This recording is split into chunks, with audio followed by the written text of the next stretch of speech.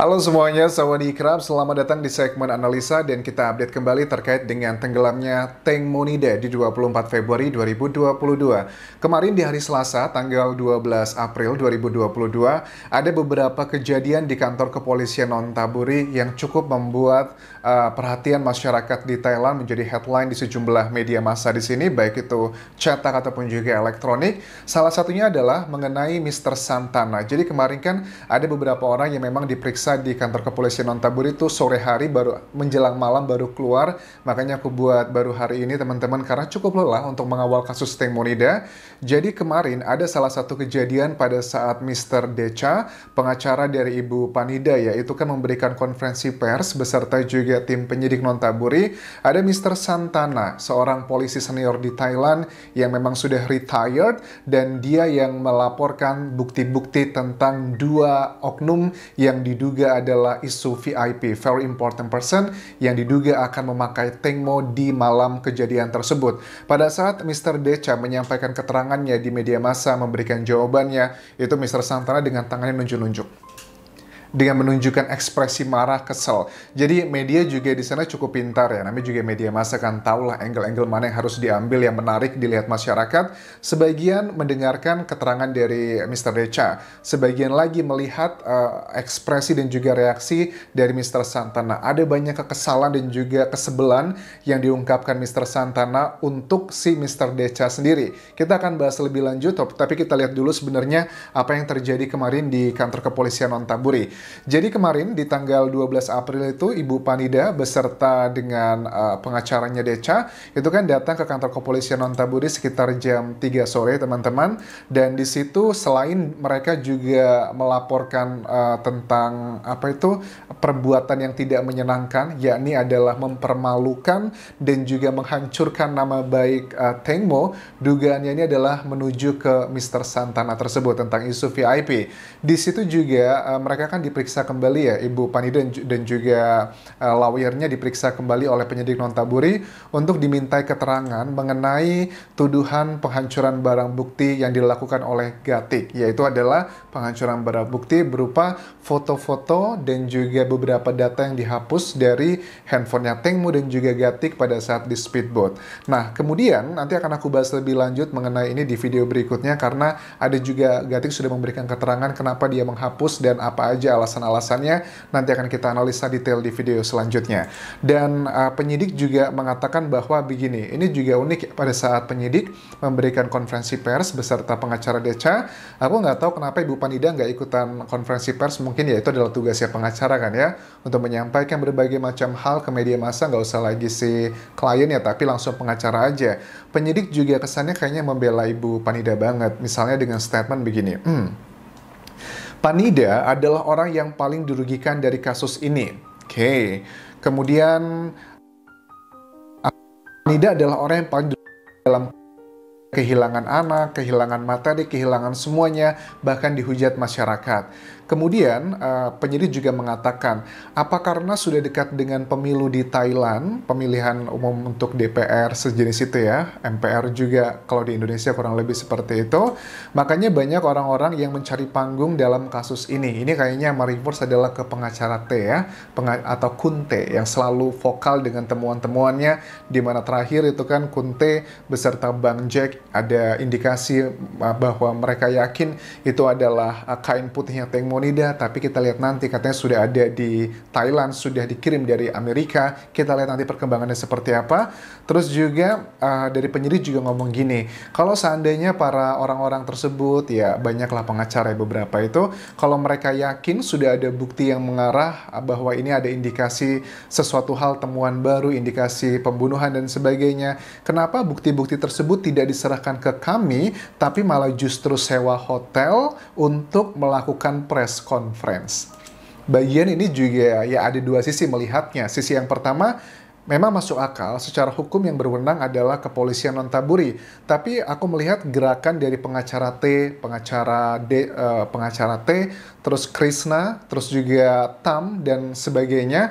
Mereka melakukan hal itu karena dengan strategi people power ya, dengan kekuatan suara orang banyak, itu akan mencari perhatian masyarakat dengan cara mencari perhatian dari si media massa.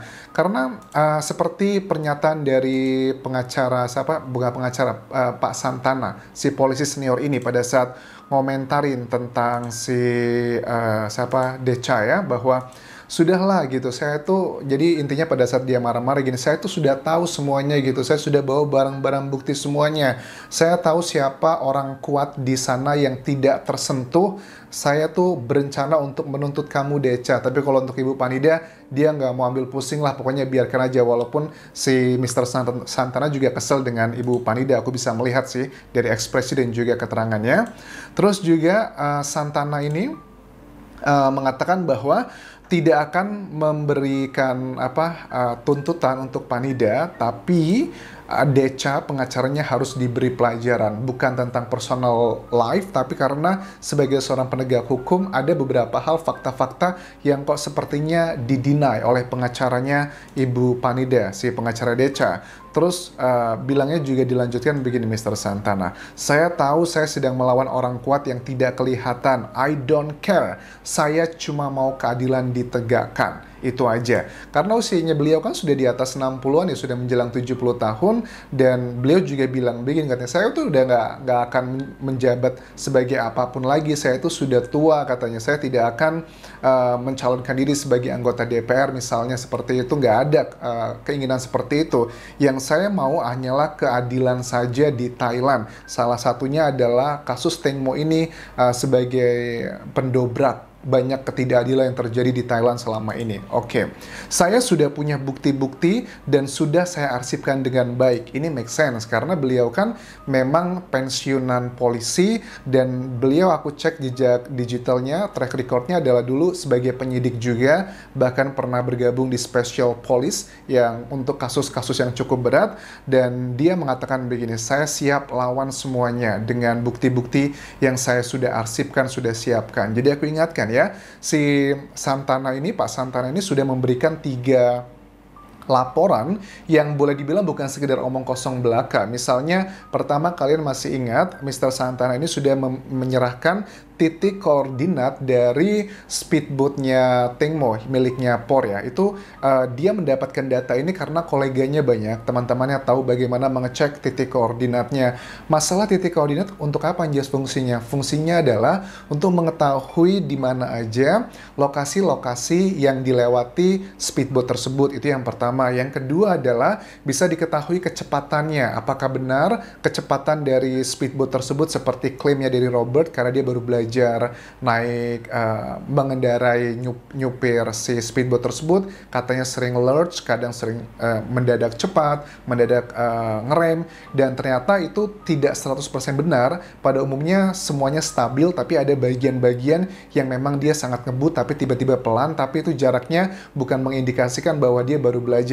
Itu datanya kita dapatkan juga dari salah satunya Mr. Santana ya, yang melakukan analisa dengan timnya sendiri, sudah diserahkan berkas-berkasnya. Yang kedua, Mr. Santana juga sudah memberikan mengenai 3 handphone dianalisa dan juga dicek, dipulihkan data-data dari 3 dari 5 saksi, dan dia juga komplain kenapa kok cuma 3 yang dia dapatkan sedangkan 2 lainnya kok menolak saat itu. Nggak tahu apakah sekarang sudah ada. Kalau sekarang pun mungkin sudah diberikan 2 orang sisa lainnya, pasti sudah dilakukan sesuatu hal, misalnya dengan penghapusan, dihilangkan ini dan itu dengan teknologi yang mereka miliki, dan itu akan membuat proses pemulihan juga akan semakin lama. Dengan semakin lamanya tidak diamankan handphone tersebut. Yang terakhir kan juga sudah diberikan adalah 2 nomor telepon yang sudah aku bahas kemarin.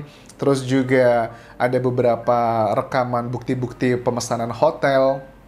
dan sudah ada punya siapa nama handphone tersebut, tapi juga alasannya kenapa kok sampai sekarang itu belum ada kabar yang mengembirakan cukup signifikan. Alasan dari Mr. Santana adalah begini, ya iyalah wajar aja, semua data-data yang saya sampaikan, saya laporkan ke kepolisian Nontaburi itu belum ditindaklanjuti sampai sekarang. Ini linear menurut aku dengan keterangannya, misalnya si penyidiknya kemarin kan di press conference bilang begini, kalau para pengacara itu yakin sudah ada bukti-bukti indikasi ke arah pembunuhan, kenapa kok nggak diserahkan ke kami, kepolisian Nontaburi?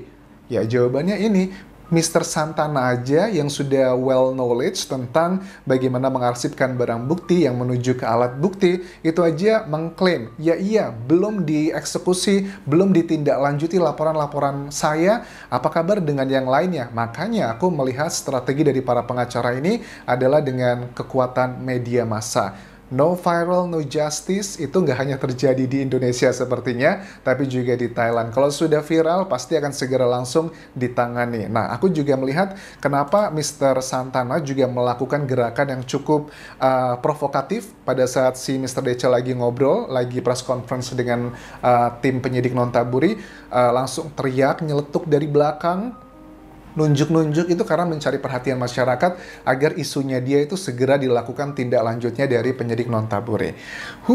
Banyak sekali ya drama dan juga intrik dari ini semua, karena tanggal 18 atau mungkin 19 atau 20 April teman-teman, penyidik Nontaburi mengatakan akan segera merilis apa hasil analisa dan juga kesimpulan dari penyebab tenggelamnya Teng Mo di malam kejadian tersebut. Dan kalau aku punya feelingnya adalah Mr. Santana ini genuine ya, kalau aku melihat secara pribadi ya, karena ya dengan penjelasan dia tidak ada, sudah usia tua, dan dia tidak akan mencalonkan diri sebagai apapun jabatan politisi di Thailand, tapi karena memang hanya ingin menuntut keadilan di Thailand segera ditegakkan, dan momentum yang tepat adalah dari kasusnya Teng Monida ini. Oke, kita lihat nanti perkembangannya seperti apa, dan di video berikutnya nanti juga akan aku bahas mengenai keterangannya Gatik, teman-teman.